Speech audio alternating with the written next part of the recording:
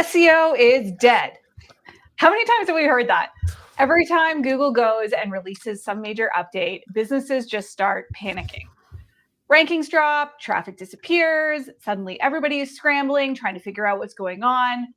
But what if we looked at it a little differently, and instead of volatility being the exception, it's now the norm?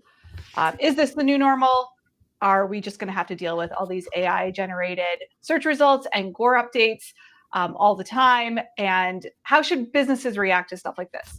Well, that's kind of the topic of what we're talking about today. I'm sitting down with Barry Schwartz, who has been through it all.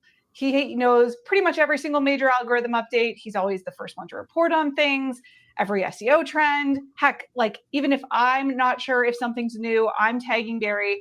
We have contests here at Sterling Sky. Like, if you find out something before Barry, you pretty much get like an award. And I know there's a lot of SEOs in the same boat.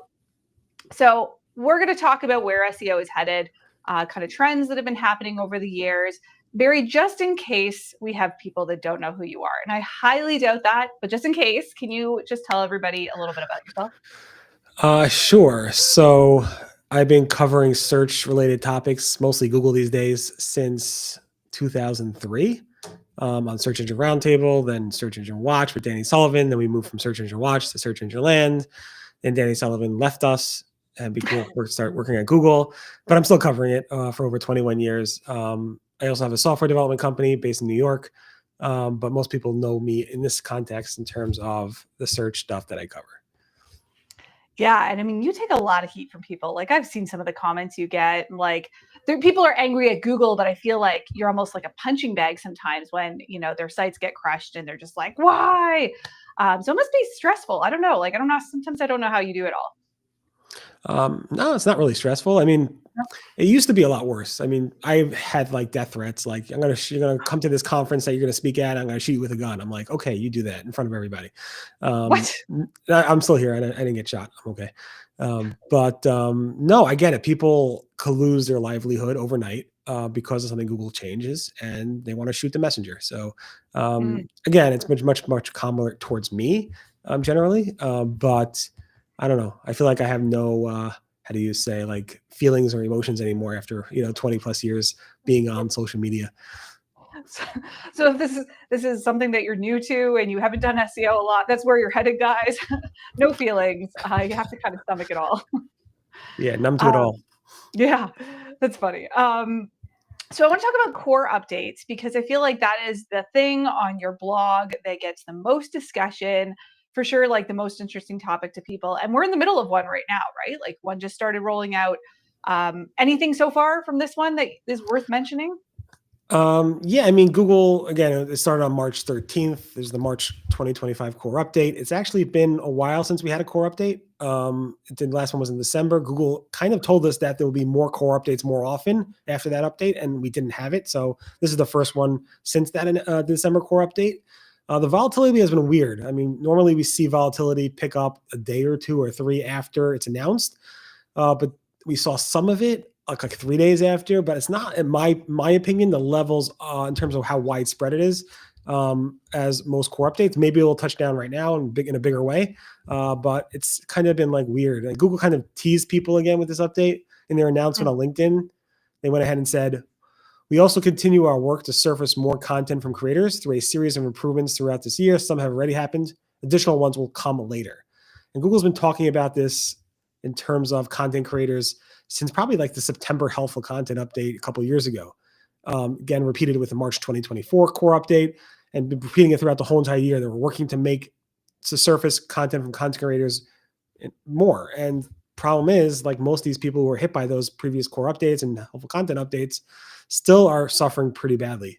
And every core update seems to hit them even a little bit harder, which is upsetting. Some have recovered, but most have not. Yeah. I feel like a lot of those major updates, us in local SEO, we were kind of immune from it because a lot of the businesses that we are working with have brands and they have a lot of like branded search and things like that. And I feel like the sites that got hit that I've heard stories from are ones that were like blogs, or maybe like people aren't searching the blog or the site by name. And it's not like a huge recognized brand like Forbes. they're the ones that tend to get crushed by this. So I think I've only seen or heard of one business that got just like decimated by the helpful content update.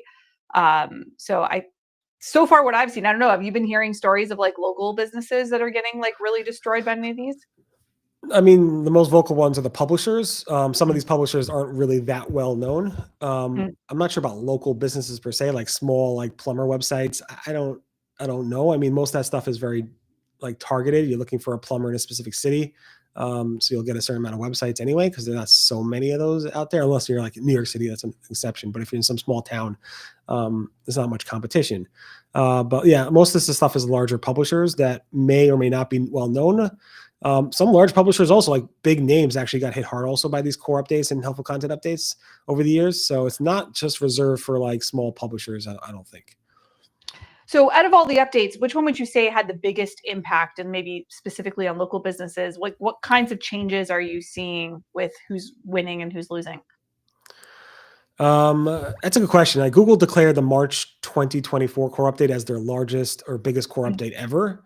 Um, and it was big, it had a big impact. But I think like the September, like more in the more recent years, September 2023 helpful content update was, which is not part of the core updates, is probably a very big update for a lot of people.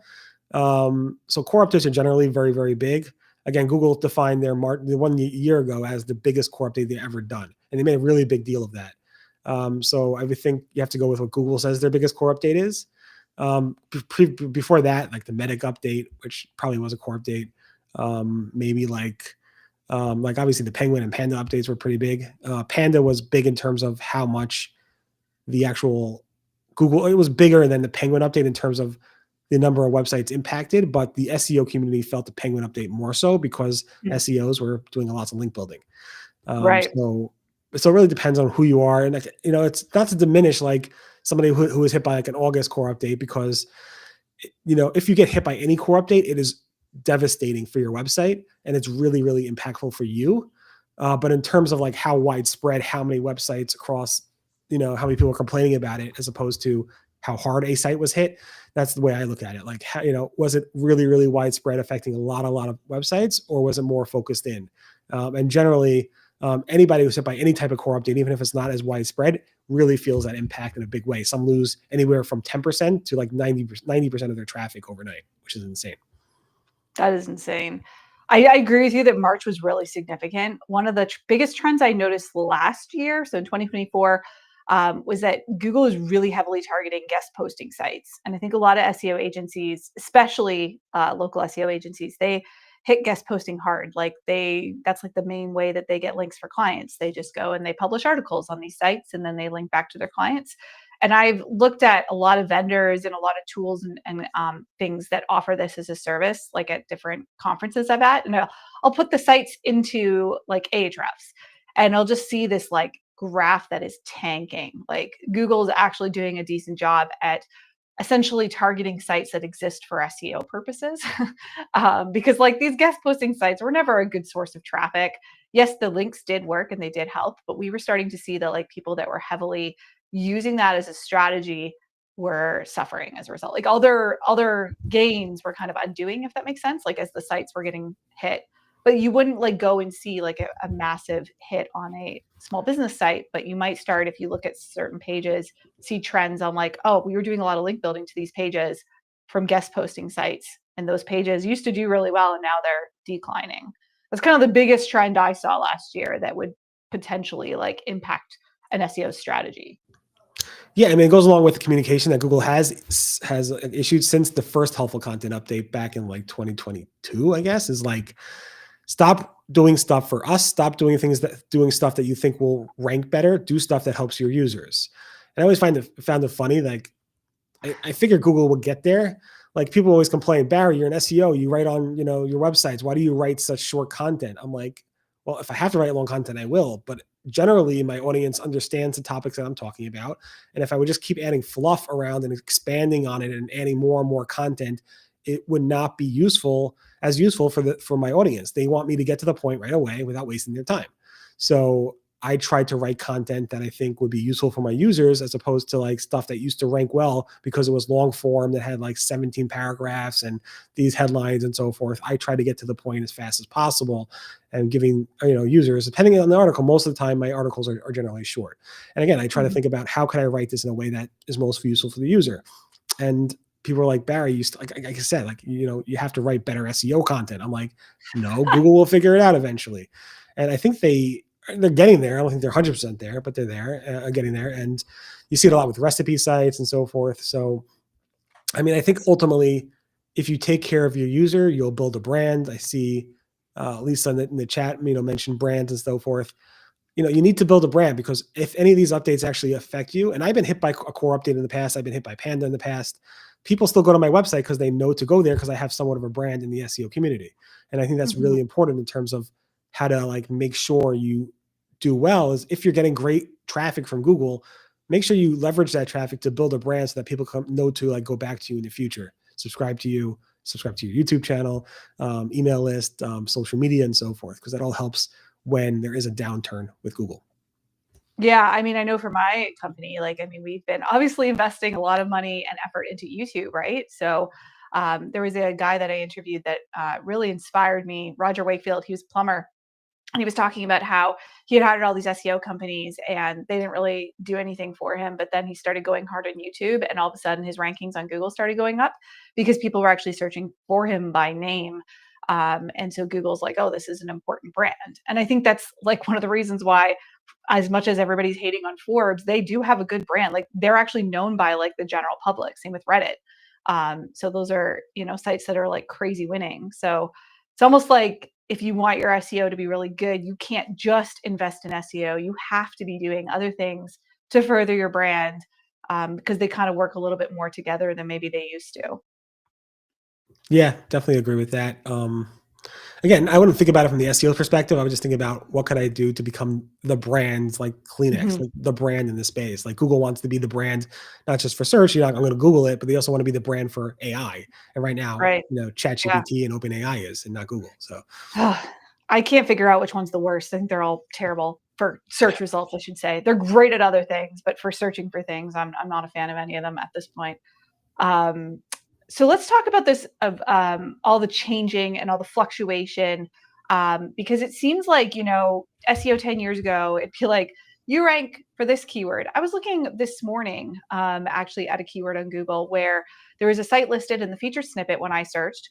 And when my colleague searches from the same location, like we're spoofing our location, he sees like completely different search result. The website I'm seeing is number one, is like not even on the first page.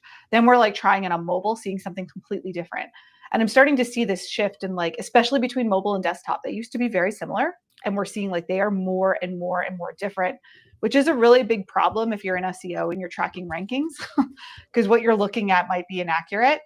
Do you think like this is the new normal? Like, and what would you do? Like, I understand you don't offer SEO services, but let's say you did, or you're advising people. What would you think is a good way to approach this? right. Yeah. I mean, well, in terms of personalization, Google has said historically that personalization is really twofold, and it's generally light, meaning Google has said over the years that they use very little personalization outside of the person's location, and maybe their immediate previous query, like what they searched for before. So if you search for football and then you search for Jaguar, it might give you, the football team as opposed to giving you the car or the animal. And then if you search for dentist, it might go ahead and give you local dentist as opposed to giving you, the dentist that has the most links or whatever, in somewhere in like some other country. And that's what Google has said. Although recently in the past like few months, I've been hearing some chatter that personalization has been scaled up. I asked Google for a statement on that. Google did not get back to me. So I don't know. But I heard a lot of chatter that personalization has stepped up. Now, you're right. I mean, you could be searching on the same device, same location, and with different, different devices, like one person here, and you could get different results. It depends on the type of query so far. Most of the stuff is like local intent. And what do you do about that? I mean, in terms of reporting, Google Search Console lets you filter by tons of different ways to see, why does Google Search Console say I'm position number 2 when I see it as position number 1, or this person sees it as position number 4. Now, if you filter by country or by device type or whatever, it might go ahead and provide some clarity in terms of why you like in terms of clarity. It's like, yeah, I rank number one in New York on mobile for this keyword, but I don't rank number one on desktop in New York for that keyword. And the question is why? I mean, I don't know. I mean, that's a tough one. Google has different search features and so forth. I think they tried to make it more stable between mobile and desktop at certain points, but I assume there's certain types of ranking signals that say, for mobile, this one should rank better or not. Maybe it's more mobile friendly, or maybe the buttons are just bigger or something, or maybe it's just more local intent type of website than the other ones. So there are tons of factors when it comes to this. And what you could do is, again, if you could see that data in the Google Search Console and you see on desktop you're ranking better and not on mobile, maybe you could look at some signals to say, maybe I need to improve my mobile website somehow or something like that. But although generally Google does indexing just mobile wise now, like it's mobile first indexing. So it's just hard to know exactly what you need to do there. It's just more testing and see what works. Because at the same time, what works for one client, I'm sure, doesn't always work for another client. And I'm sure you see that all the time. That's like one of the reasons why I think too, it's like more important to kind of niche down. Like I consider it a local niche, but we don't work with every industry because there's just some that are so different. Like restaurants have like a whole bunch of features and things that only apply to restaurants, don't apply to other businesses. We don't work with restaurants because I'm like, you know what? I don't know the ins and outs of all the different things and features and stuff. And that would be a lot to learn that and become an expert in that. So I do think that like one of the trends that we're seeing is like you have to pick a lane and figure out what works in that, because like you said, so this is where like SEOs just like to argue all over social media about what works and what doesn't. And I'm like, guys, like at the end of the day, sometimes things work for one industry and not others. Like I want to rip my hair out every time I see like a garage door company uploading 500 photos of a garage door to their Google business profile, because that is not going to help their ranking. But if you are a restaurant and there are different food dishes and things like that, then I've seen tests and studies done on that saying that yes, it does help ranking. And I can't remember who I was talking to. I was talking to a Googler who said, like, yes, our ranking factors can vary based on the industry. Like what we'd look at for one would not necessarily be the same for the other. And that makes sense. Like, why do you want to see a picture of a lawyer?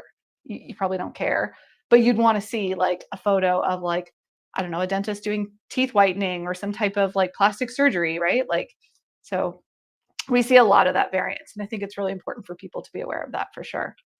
I have a few questions here. I'm going to try and take some of these audience questions.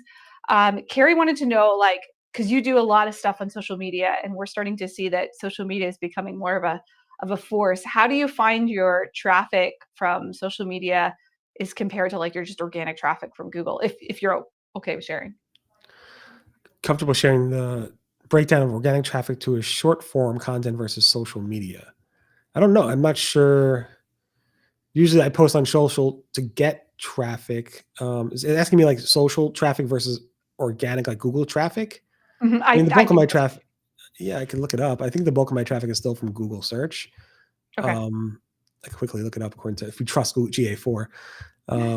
So over the past month, acquisition overview, organic search is by far the most. My direct traffic is right below that. My email traffic is below that. Organic social is below that. But Mhm. organic search is high up there, and direct traffic also is pretty high up there. The rest is Yeah. pretty low compared to the other two. Google is still king. I mean, I know like we're starting to see leads come in from like AI and stuff, but it's like it's small. It's very small. It's not even like what YouTube is or other social platforms. So it'll be interesting to see if that grows. Yeah, I mean, my organic video, just as we're doing a video, is on the like towards the bottom, like peanuts compared to everything else. Well, right, because people don't usually click on a YouTube video and go to a website, right? Like they might even be Right, watching it on their TV or something, and it's not even a possible action. right. Um, I saw Here's a good people like question. share screenshots of them watching me in their Tesla. So There you go. Yeah. What is the most effective way to demonstrate the importance of brand building to a company that heavily relies on ads and does not recognize its value? Ooh, that's a good question. um, again, that if like say it's like you're a publisher and you like your Forbes or whatever, and you rely on ads to monetize that. Um, I mean, again, to get traffic to your website, you need to build a brand. If Google like drops your traffic tomorrow, how are people going to get to your website? I mean, I think it's a pretty, unless I'm misunderstanding the question, but you need to get traffic in order to that. If you don't have traffic, nobody's seeing your ads, and you're not monetizing those. You're not going to go and monetize those ads unless I'm misunderstanding the question and it's reversed. Like if you just do ads and you don't have to worry about traffic. I'm not sure. Like then who cares? But I don't know. It's true. I think it also comes down to, like, we like to bring up with clients, like, what are your goals? And it's I think, if sometimes people are very short term with what they're trying to do, and they need leads today. And so they're fine with paying for ads because that gets them leads today. And I would say brand building is not a you're going to get leads today thing. It's a you're going to get leads and keep leads 2 years from now, 3 years from now, et cetera. And I can say this as someone who runs a business. Like, the stuff we're investing in today, marketing wise, I don't expect to get leads from for a long time. Like, we'll eventually get leads from them. But like YouTube, for example, we started 2.5 years ago. It took almost a year before we started getting leads from it. So I do think that building a brand is harder, right? It's like long term, but then also it's more stable. Like, you won't be in the situation Barry's describing where you lose 90% of your traffic overnight if you have a good brand. Like, you shouldn't be scared of your business going out of business, which is not something anybody wants to have to deal with. I mean, again, if you're all you're doing is ads and there's an ROI on that and you're happy with it, I mean, ad platforms change overnight also, so you got to be careful. Their algorithms change, but yeah, keep spending as much money as you can if there's an ROI on there. So yeah, I remember when local service ads came out, that was pretty substantial. Like, we saw some huge shifts, like people were clicking those instead of traditional ads. So if you were like spending a lot of money on traditional ads, most of them, we wanted to scale that back because the cost per lead just skyrocketed.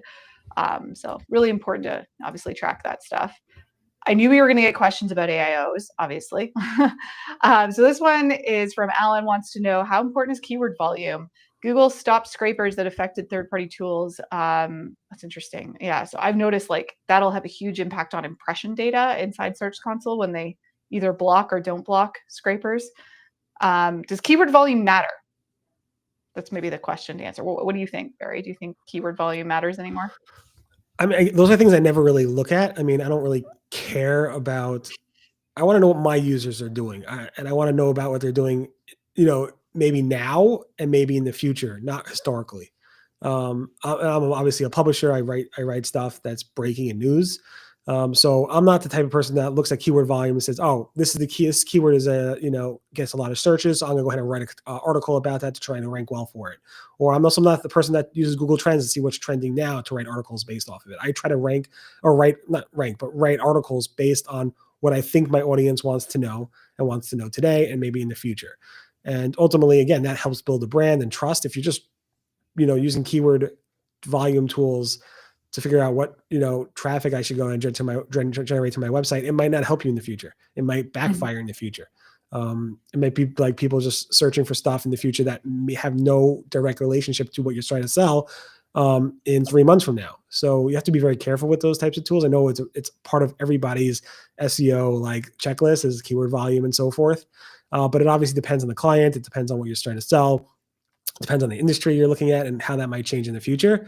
But I wouldn't put that much weight on keyword volume because, again, even like a very niche keyword, those generally niche keywords convert much better than like keywords that have huge amounts of volume. Of course, if you can rank number one for, I don't know, a certain type of generic keyword, you'll take that traffic and try to convert a small percentage of it. So if you get 1 billion users because it's a very generic keyword and you're only converting 0.05% of that, it's pretty good. You're getting a lot of conversions, but at the same time, if you get a keyword that only sends like 100 users in a month, but like 90% of those users convert, that's great, and probably an easier conversion for you to handle and much less bandwidth being used for that customer. Yeah, we always start at the page level and look at conversions first. Like conversions, and specifically, like, you got to make sure you're only tracking stuff that matters. I've seen sites come to us and we audit them and they're tracking like time on site as a conversion. Like, that's not a lead, guys. So you got to start there, and then we usually try to take that page, look in Search Console, figure out if we can see, what clicks or what keywords are driving the clicks. But even that data can be wrong. Like, there's a thing going on right now that I was chatting with Barry about right before this started, that we're seeing for personal injury lawyers. Starting at the beginning of March, there was a massive spike in traffic for like really stupid terms that nobody in their right mind would ever put into Google. And they're all coming from mobile. And they're things like, pothole accident lawyer, Dallas, Texas. and like the click-through rate is 100% or like 96%. Like they're searching, they're clicking, they're searching, they're clicking. It's clearly a bot. And it's really messing it up because I'm like looking in Search Console trying to figure out if like certain pages are working well or whatever, and it's like completely messing up all the data. So you got to watch for stuff like that too, which is why I'm like, leads is the best, clicks is the second best, impressions I find completely useless. Sometimes use them to try and figure out what keywords are searched more than others, but I don't know. I think it's becoming less and less useful. We need to talk about AI because I already have questions coming in, and I already have my own questions to ask Barry about this, because this is probably one of the most trendy topics that exists right now in the SEO space. Before I do that, I just want to give a quick mention to our sponsor. So this webinar is sponsored by GatherUp. If you haven't heard of GatherUp, they are a company that is designed specifically for agency partners.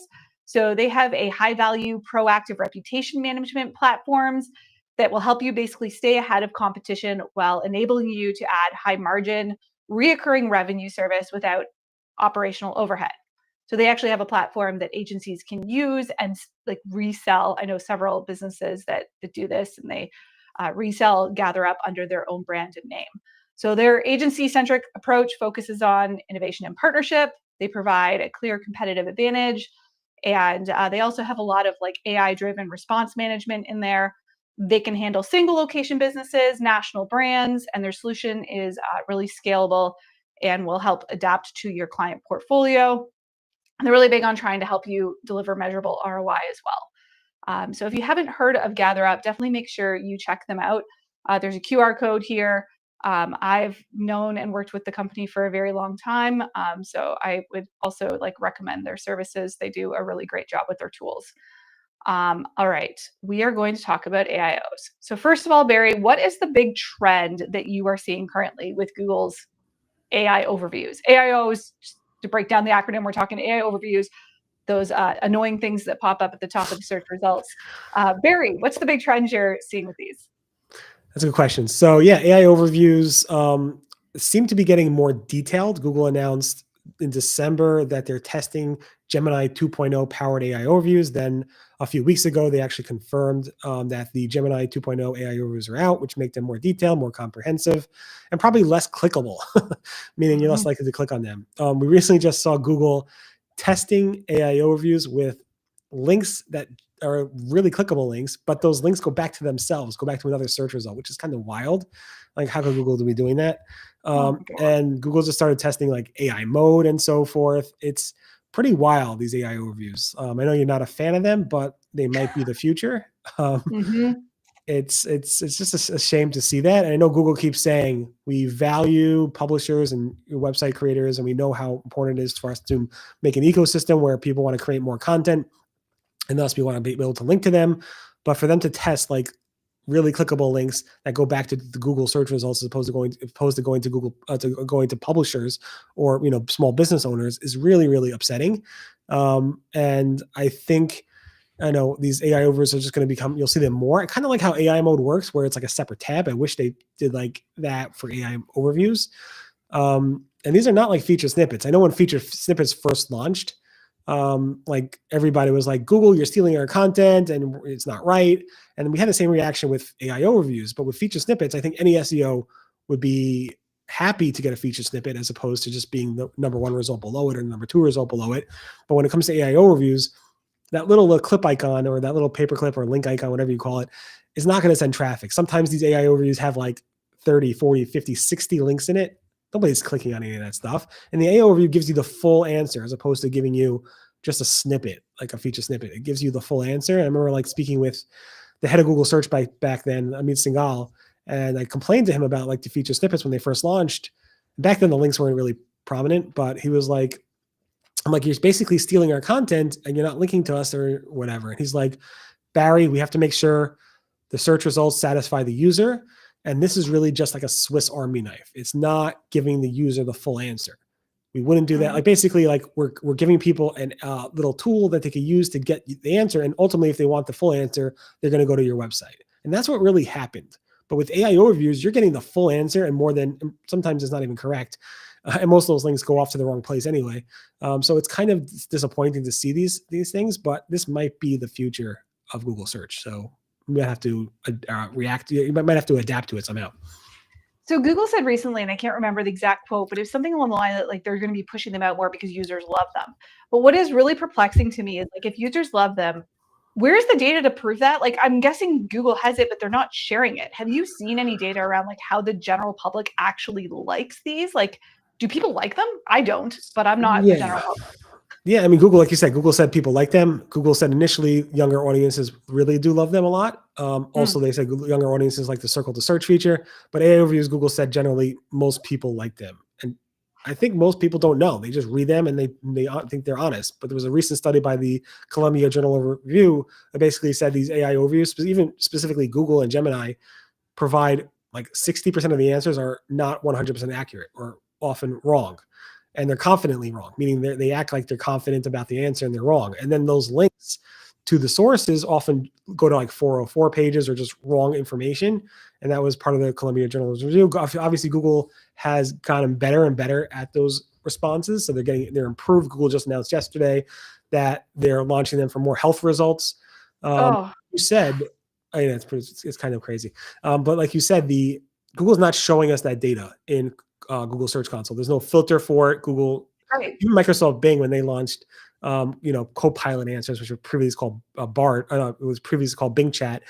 They said they would actually give us data on their AI answers in the search results in Bing Webmaster Tools. And when they launched it, they did not break it out. They said, "Here's the web with the AI answers in one." I'm like, "Why didn't you break it out?" Well, we don't want to. And the same thing with Google. You could get the overall click data in there, but you're not going to be able to see what is the click-through rate from a AI overview versus the click-through rate from an organic result. And that's very deceiving and it's upsetting. And I think Google should provide that information, but I don't think they will. They haven't done it with feature snippets and they probably won't do it for AI overviews. So you don't think that, because I was going to ask, like, you're seeing Danny tomorrow at the thing in New York, and I was like, do you think Google is going to actually add it as a feature inside Search Console so that we can see it? You don't think so? I'd be shocked. I would be completely shocked. I mean, we'd ask them for feature snippets, and they haven't done it for decades. So, I don't know. Well, that's true. That's a good point. Yeah, and honestly, like the volume will be bad. Like, why would they put it in there? It's just going to be bad. I can tell you right now, like sites are losing traffic from this. Small businesses, 100% losing traffic from this. The one thing that is really helping me explain this to clients is Ahrefs has a feature now that will show AI overviews. So you can actually put a site into their tool, and then it'll actually show you for all the keywords that site ranks for, how often do AI overviews show up. And you'll see that graph just like spike in the last few months. Like we have one industry where it was spiking in November.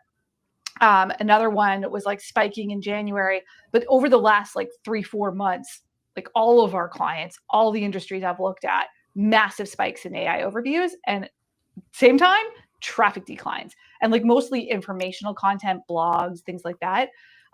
So at first I was like, oh, this isn't necessarily going to hurt them, but we actually are seeing it translate to conversions now. Like small businesses are absolutely losing leads as a result of AI overviews, which is so irritating. Will Reynolds from Seer came out with a study about click-through rates from results without AI overviews and results with AI overviews, and the click-through rate with AI overviews across ads and organic results are horrid, really, really bad. So that's kind of upsetting. In terms of like a tool, like there's a really good tool called ZipTie that actually just tracks AI overviews and how often they're shown across overall everything, as well as like verticals. And you can see it's a nice tool. I'll put it in I don't have it put it in the chat, but I'll put it in the private chat and maybe somebody else can share it. So it's definitely good at looking at. There are a bunch of tools that provide it, that provide this information, but they all track a slightly different. SEMrush and Ahrefs and all these tools track it somewhat differently. So I'm not sure which tool to trust. At the same time, some of them you have to be logged in for SG, for the labs results. Some of you don't have to.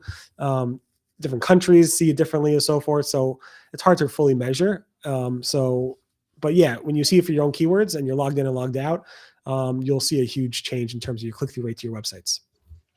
Nuts. Speaking of Will Reynolds, we are actually having him on next month to talk about AI overviews, because I was looking at his research and kind of blew my mind that Google's just going so heavy on this when it's actually impacting ad click-through rates. Like, that's interesting to me. I'm like, oh, less people are clicking on ads when there's AI overviews. How is that good for Google? Like, that's their revenue. So I have so many questions to ask him, but that's going to be a really good one. If you are not already signed up for it, make sure you register. Or if you subscribe to our YouTube channel, just hit the subscribe button.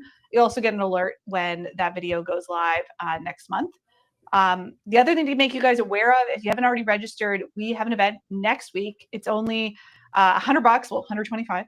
And it's basically an all-day virtual conference that we're doing with Local U. We're gonna have some really fantastic speakers. If you have really big burning questions, we're gonna have lots of panels where you can ask questions and get answers on anything related to local SEO. I don't love virtual events personally. We did this because we realized during the pandemic how many people were coming globally to these events that would never come to an in-person one. So we are doing an in-person one. We'll be announcing that next week, later this year. But the virtual one is really to try and just reach all the people that frankly maybe don't want to travel or just like the convenience of being at home and learning there. So really good deal. So make sure you register for that. There's a couple questions here I want to take before we switch topics. This is a good one. So when you see content that's obviously AI generated, people and the trust of it, have there been studies done on that? I don't know if you referenced that already. People's trust versus AI versus human content. I think there have been. I don't think I report on that stuff. I mean, some people like, I don't trust AI images. I don't trust. Nobody can trust anything anymore. So I don't know.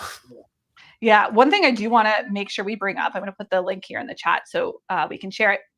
You published something that I felt was really didn't get enough press. And I don't even know how many people here have heard of this. So this was something that you saw on LinkedIn because you're everywhere and you see everything. And this SEO published about how there was a massive decline in traffic for AI images. So if you're using AI images on your website and you go into Search Console, it was about mid-February, there's a massive decline. And like he showed some graphs in here that were huge drops. And I can tell you, we went back because we'd been doing a few tests. I hadn't gone hard on AI images yet, but I was like, hey, these could be a great alternative for small businesses who are like, not giving you images to put on their website. You need something. So we actually tried AI images for a few clients, especially in the home services space. And I went back, checked their traffic, and saw the exact same trend this guy's talking about. Like their image traffic tanked, even their regular search traffic tanked for the pages using AI images. What do you want to add anything to that story? Like as far as I mean, two things. One is I didn't see it from my own website, meaning I use AI images for my headers, but it's not the core of the story. So maybe that's why. And two is I know John Mueller from Google is really not happy with AI images. He keeps making comments about how he just sees an AI image and he just leaves the article, which means he probably doesn't read my stuff. No, I'm just joking. I find it great for using AI images because like if you're writing something very technical, I don't know, to like make a robot do a dance over AI generated like answers is something you can't get from stock photos. And people know it's like on target to the actual content, but it's obviously AI based images. So I don't think it affects my audience too much, but in terms of like, if you have people smiling and you're selling life insurance to them, or maybe it's like a doctor and a patient on a medical page, you want that to be somewhat authentic as opposed to AI generated.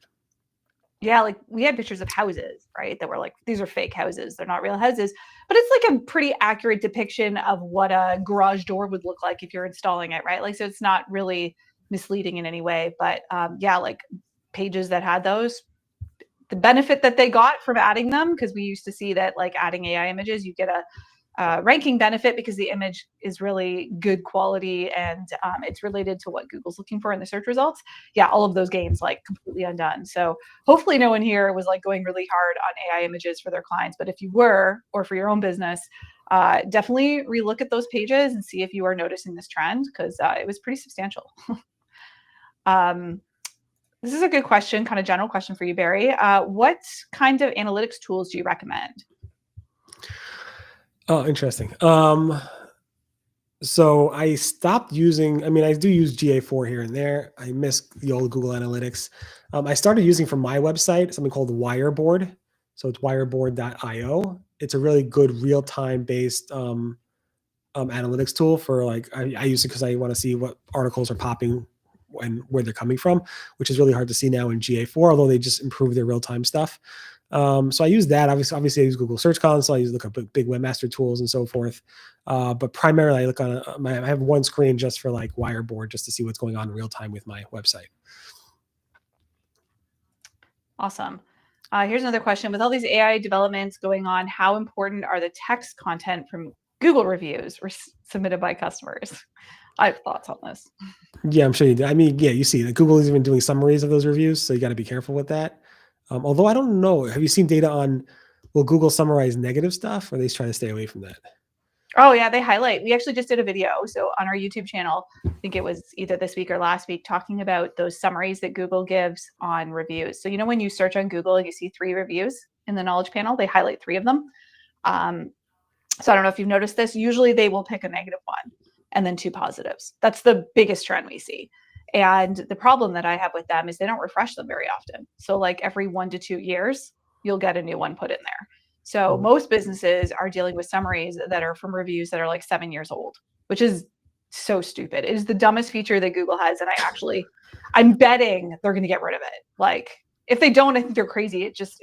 They have better data. I don't know why those things still exist. They're so stupid. It's rough being in your specific industry, the local SEO industry, because Google's like tools and the stuff they do in that industry is just like so antiquated. Like just recently, I reported about how, I don't know if you saw that post where Google, like they have the booking thing for restaurants, and I think Claudia Tominia spotted this, where her client was basically using like OpenTable for reservations and telling people when they call the restaurant, please book us online by searching for us and clicking on the OpenTable link in Google.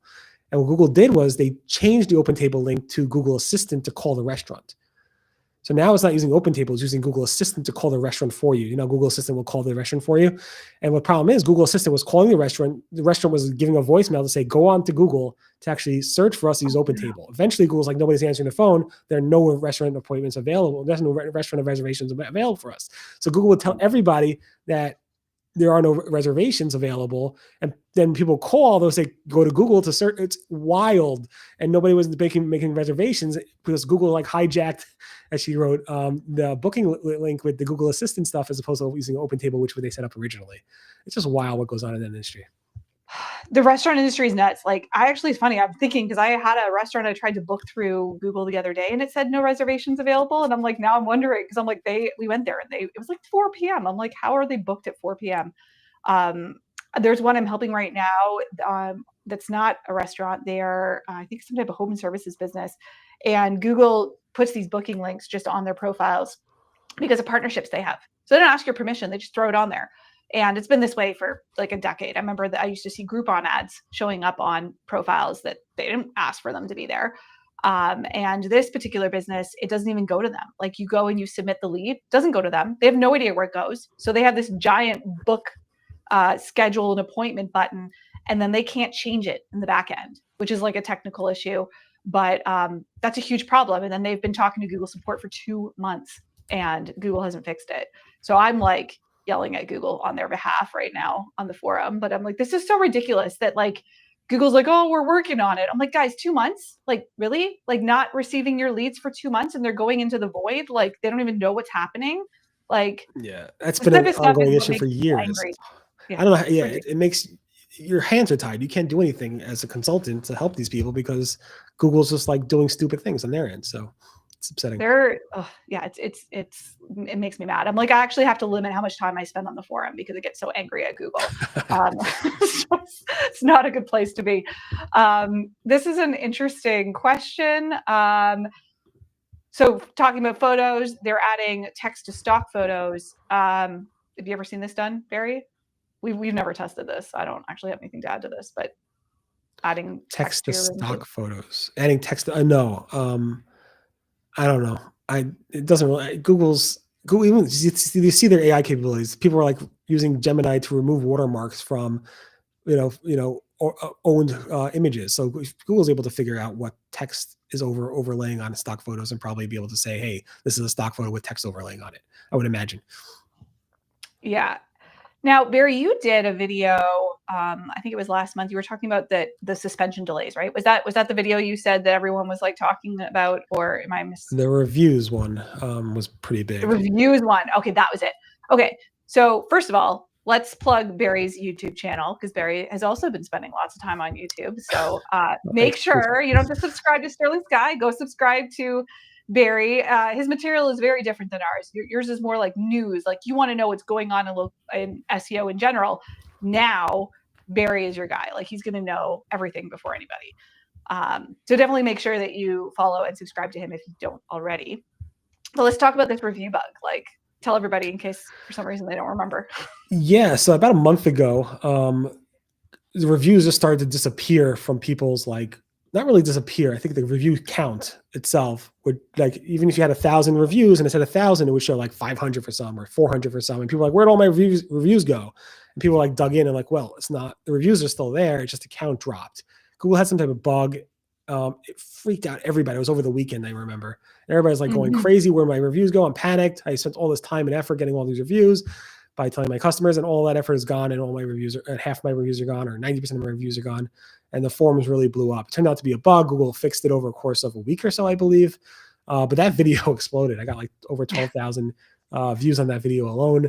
My blog post got a lot of traffic, but the community all came together. And eventually when Google woke up on Monday morning, they say, oh, we have a problem. We'll work on fixing it.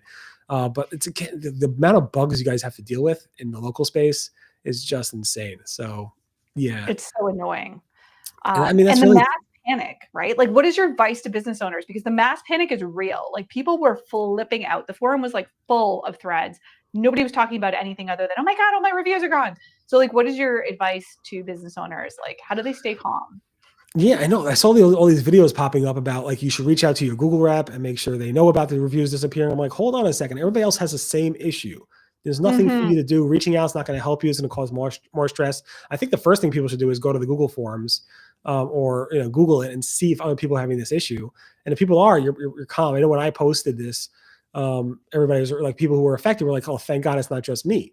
And if it's not just me, Google knowing it's a Google problem is very important. Then there's nothing for you to do, and Google will ultimately fix it. So that's something good to do, and not to make changes based off of bugs. Don't go ahead and start changing things on your website or changing things in your Google business profile just because there's some type of weirdness, because other people are having the problem. Then it's probably on Google's end. It's nothing to do with you. So that's the thing. Yeah. First thing I would do is see if other people are having the same problem.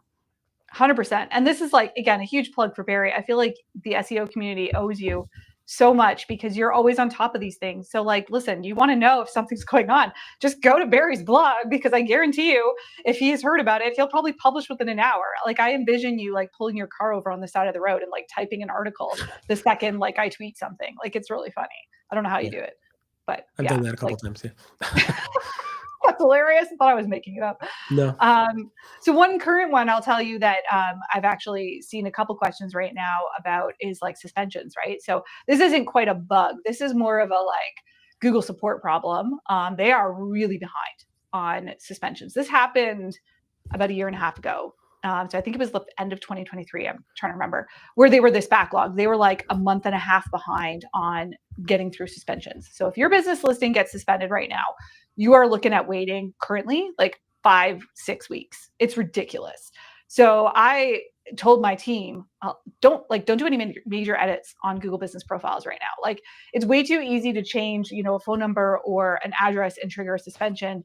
If you don't have to do that, wait, because they are going to eventually get better and get back to the normal 3 to 5 business window. But right now it is so long. There's really nothing you can do to speed it up. I have so many open threads about this.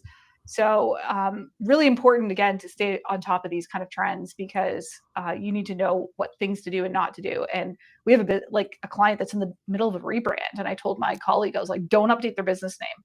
I was just wait. I was who cares if it's wrong? They'll still get business. It's not going to affect their bottom line. Just wait until this stupid backlog is a bit better. And then, do the change. Yeah. I mean, that backlog started over 5-6 weeks ago. I'm surprised it hasn't caught up yet. Wow. It's so bad, Barry. Again, talking about how angry people are. There's just been so much anger and negativity towards Google in the local SEO space in the last few weeks. It's real. it's hard sometimes to maintain like level-headed, calm nature. So my suggestion here, for the record, if you've been suspended, been appealed, and the appealed is denied, there is a second form you can fill in for a appeal that's been denied once. So there's a second form. I don't have it handy. I don't know if Carrie can find it and put it in the chat for me. But there is a second form you can fill out. If you've already filled out that form, so now you've had 2 denials, you clearly missed something. Like, there is something going on that you're missing. Best thing would probably be to either go to the Google Business Forum, post there. I will tell you, you might not have your thread get picked up. Like, I run into this where I'm like, go to the Google Business Profile Forum. People are like, I posted, nobody answered. I'm like, the volume of threads we actually can't get through. Like, we have a ton of volunteers that are on there as moderators, but we don't get through everything. So I actually told somebody the other day, I was like, well, if it's been like a couple days and your thread didn't get picked up, just post it again. I was like, maybe this time it'll go back to the queue. And I'm like, it's terrible advice, but I'm like, I don't have anything else to tell them. There are also people you can hire that will help, like, diagnose and tell you what your problem is. They're not Google, but you look at this stuff enough times, you can start to see what's problematic and what people have missed. So yeah, the forums are a badge advancement in the forums. Yeah. Actually, Barry, I'm shocked that you aren't like a webmaster, search console, like PE product expert. Like, I don't know. I feel like you just belong in that crowd. No? I used to, in the old forums, I was like one of the top posters back in like, I don't know, like 20 years ago. And then they changed the platform with all these badges and stuff. I'm like, all my posts are not counted towards that. So I just gave up. You should get back at it. Like, you have the perfect personality because you genuinely just want to help people. And that's it. But I will tell you, it's like, I don't know if you have time because it's like a full-time job in and of itself. It's too much time. I figure I could consolidate a lot of the problems people are having in there. I do go there every day and then write a post about it if it's a big problem. And then people will Google that problem and find it on my website and be like, oh, it's not just me, and that type of stuff. So, yeah. If you're trying to get into Google's product expert, it's a nice fancy name that is for the moderators, essentially. Like, I've been doing it since 2012. It is a lot of work. So Alex, if you are looking to get into that program, it's like getting married. Like, it's a lifetime commitment. You're basically selling yourself to Google for free labor for quite a while. You have to enjoy it. You have to be willing to also take a lot of heat from people. Like, I get yelled at all the time and I'm like, guys, it's not me, it's Google. Like, you shoot the messenger. I mean, Barry gets it too, right? Like, it's hard doing that role. So just make sure you know what you're getting yourself into. That being said, it is fun. Like, it's great to be able to talk to Google, to have a voice and, be able to express opinions. I express mine with no hesitation. And like, they do fly us out there like once a year. That's cool. But again, like, we're working for free the rest of the year. So I get to go to Ireland in the fall, which is cool. But then I'm like, also, I have to work for Google for free all year to pay for that trip. So, Yeah. All right. I want to ask you a question that's sort of unrelated to everything we've been talking about, but something that's really interesting, because Barry's blog is, one of the best resources in the SEO space. And one of the things I noticed, Barry, is that you have blog comments. And it's kind of funny because, like, Moz got rid of their blog comments. Search Engine Land got rid of their blog comments. Most blogs have. We have not, for the record. Sterling Sky has kept ours on.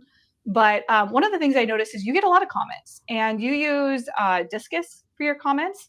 And we use like traditional, just normal WordPress comments. And I was curious, like, do you use Discus because you find like it's easier for people to leave comments and you like it? Or is it just like you've just always used it?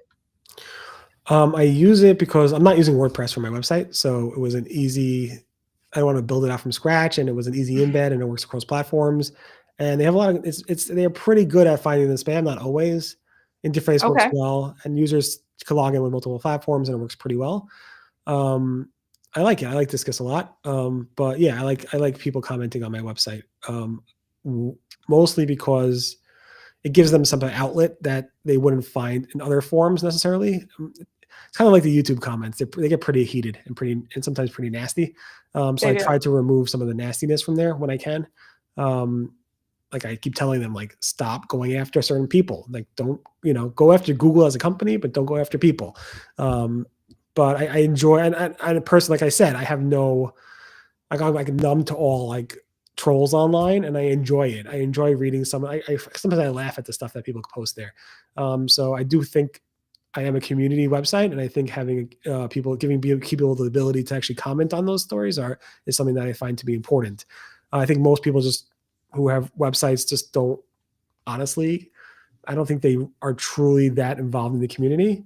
And I think it just takes too much of their time, like moderating comments and so forth. And it's more of a headache than anything else. But I kind of think like if I'm writing for the community and by the community and so forth, that I should let the community go ahead and comment on that, in my opinion.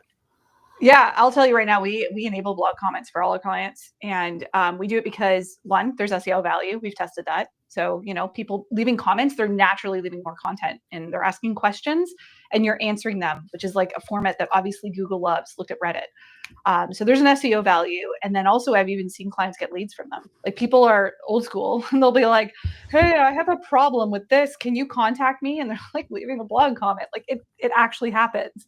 But I haven't tried Discus, and I'm like wondering, I'm going to look into seeing if we can switch to that and if that helps our number of comments go up or the quality of comments. I'm worried about losing all of our existing ones, but I'll look into that. It'd be worth testing out. Yeah, you can easily migrate, and all the stuff is there's an API also, so you can actually like download all the information automatically. I'm going to look into it because I've just noticed again the volume speaks for itself. You get a lot of comments, which is really cool. We're at the section of the episode where I'm going to hit up Barry with some questions, and he has 30 seconds to give me an answer. So this is like our rapid fire questions section that I always leave till the end. So going to start here. What is the number one trend in SEO right now that people should pay attention to? I think building a brand so you don't have to depend on Google or other sources of traffic. Good. I would agree with that. What is the number one lesson you can learn from Google's recent algorithm updates? Yeah, it's on that trend. Like, do not depend on Google for your traffic. Just because you ranked well today or previously doesn't mean you'll rank well tomorrow. So take what traffic you have now and try to build your email list, your YouTube subscribers, social media subscribers, build out your brand based on the traffic you have now. Is AI going to put SEOs out of jobs? Some of us probably, yeah. Some of us sooner, some of us later. The beauty of SEOs is that they embrace change and they're really good at change. So if you could go ahead and embrace those change and learn how to use AI in your job, I think you'll be fine. And of course, it's another platform where your brand could surface. So SEOs have to SEO for those types of things. And I think the best SEOs will figure it out. That was a bit longer than 30 seconds. I'm just kidding. What is the number one complaint you hear about Google from business owners? Less traffic, less conversions, less money from Google search. Yeah, that would be a good thing to complain about. I'm right there with you. I think I complain about that too. SEO is constantly evolving. How can businesses keep up with all the current changes? Obviously, do all these local use stuff. Subscribe to your channel. Follow Search Engine Roundtable, my YouTube channel. And I have a daily newsletter that covers literally has everything and anything on search. There's probably on average 50 to 60 links in that newsletter every single day. It's a lot. You almost need ChatGPT to give me the TLDR in case I don't have time to read 50 links. Yeah. Okay, so really quick, a few questions here. Where do I find the Google forums? Because we've talked a lot about that. I think if you just search Google Business Profile Community, that's the Google Business Profile one. Then if you search Google Ads Community, there's one for Google Ads. There's one for Search Console called, I forgot actually, they keep changing. I think it's Google, just search. Yeah, Google Search Google Search Console forums or Google Webmaster forums. I think if you search Google Webmaster forums, you'll probably get one, but it'll be like a Google URL and it'll take you to a forum with the community. But there's one for every Google product. So there's not just one. This is a super important question from Will Goldman. Did you fill out a March Madness bracket, Barry? No. Okay. I don't. My entertainment is the SEO community, believe it or not. I don't. Otherwise, I don't do much entertainment. Oh, that's hilarious. Here's a question from David. If a home service business owner was trying to quickly launch, oh no, he didn't say quickly. If he's trying to launch a business, what marketing advice would you give him to grow his business quickly? Quickly is ads. That's the only way to do it. 100%. Other things take a long time. Yeah. Yeah. But I would say, we've been saying this whole thing, don't make that your only strategy. First, definitely do ads because you need that short-term revenue, but you need other things to keep your business going in 5 years, right? If you're thinking just short-term, it's going to be really hard to keep that going.